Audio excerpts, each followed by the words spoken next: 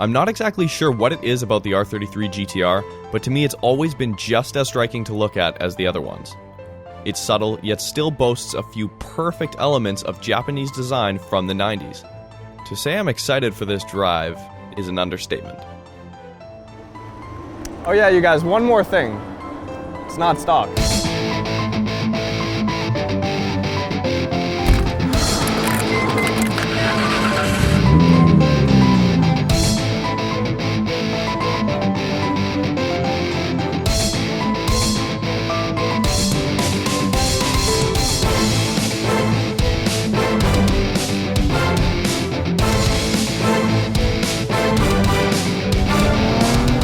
Alright, so the R33 GTR has been legal in Canada now for a few years because it's over 15 years old, right? So this is not the original paint job, but it is midnight purple.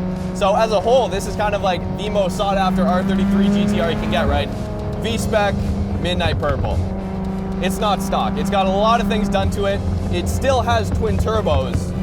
Upgraded twin turbos, but still twin turbos. It's not a big single. It's not pushing 600, 700, 800 horsepower at the wheels, which is why we chose this awesome twisty road. It's got about 440 at the wheels currently on stock twins. So with that, what you get is mean low-end torque, really awesome low-end torque that kicks you in the back immediately. There's no waiting for a crazy big turbo to spool up or anything. It's a great balance. The owner of this car, Johnny, actually takes it to the track. He goes to the road courses with this car, what it's made to do basically. Obviously, the R33 GTR, among other GTRs, came with Hikis from the factory. Since has been disabled, as most people do. Alright, so 440 at the wheels. Feels very good, and you still get that really awesome kick of boost.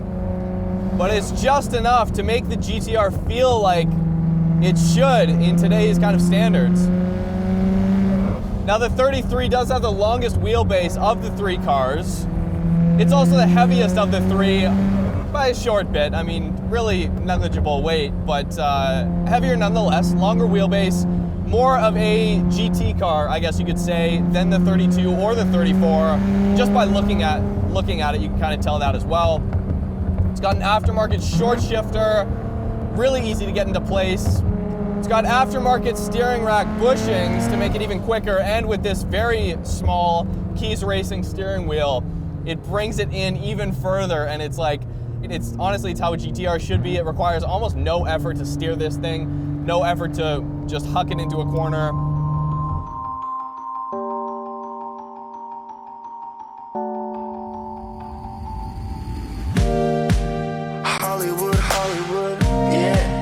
That's where you say you're from. You thought you could make it, but the city won. Yeah, now you're living on nothing but pills and Louis. So first gear is actually pretty long in this car, and it's powerful. Oh wow.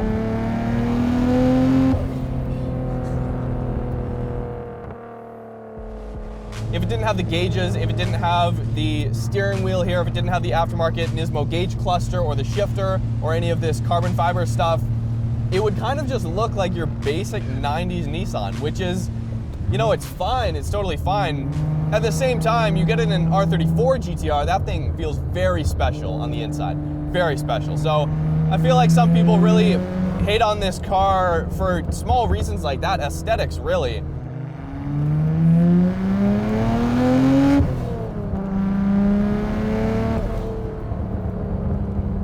So yeah, that wing basically blocks your rear visibility. You're not seeing much back there, but oh man, it looks awesome. It sounds phenomenal. Such an angry car at the same time. It's, you know, it's civilized, it's classy, it's not obnoxious whatsoever. I feel like that's a lot of the reasons why I like the Skyline GTR. I mean, this is a stock bodied car. Other than the wheels, it's basically stock on the outside. For me, you don't really have to change much about it.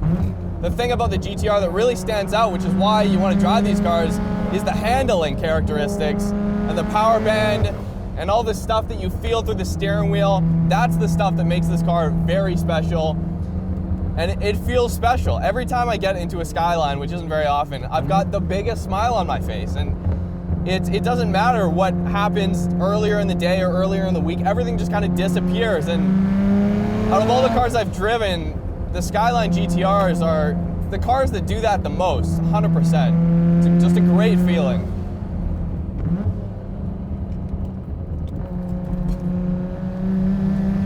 Wow, okay. Wow, okay, that's actually, you can start to feel the diff send the power out back and actually get a little bit of slip there, which I was not expecting at all. There's zero understeer. So this car does have aftermarket camshafts in it. It's got Tomei camshafts and a few other parts. Obviously, you can see underneath the engine bay, a lot of the stuff is not stock.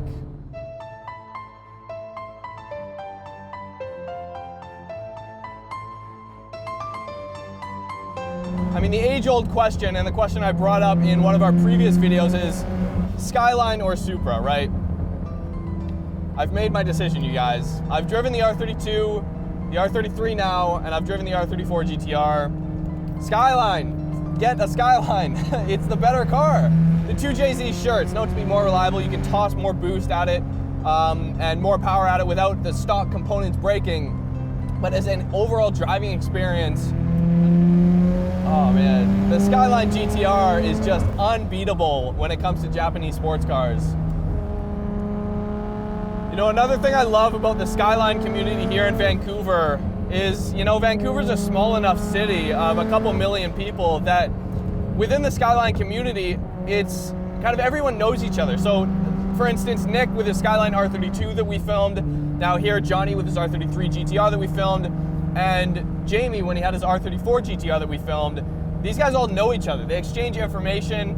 They're, you know, getting parts from various other people in Vancouver. They go on photo shoots together. It's a very tight-knit community, which is something I love. And you can come see these cars at our car meets in Vancouver. I mean, they bring them out, if provided they're working in good working order, which sometimes the RB26 does not like to do. But luckily today it's been working out well for us, so. All right, you guys. That was today's experience in a Nissan Skyline R33 GTR. This is a dream car of mine. This is all just kind of still sinking in. But anyways, you guys, make sure to listen to the Roads and Travel podcast every Wednesday on iTunes. Anywhere you download your podcast as well. It's there, Android, iPhone, whatever. As well, we've got new videos every single Tuesday and Thursday. Be sure to head on over to roadsandtravel.net where you can find all the music we've used in this video and all our other videos. Be sure to subscribe, tell your friends. We'll see you next time. Second gear, floor it, and you're gone.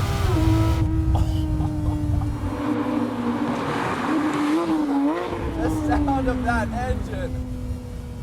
What? Oh, I can't believe it.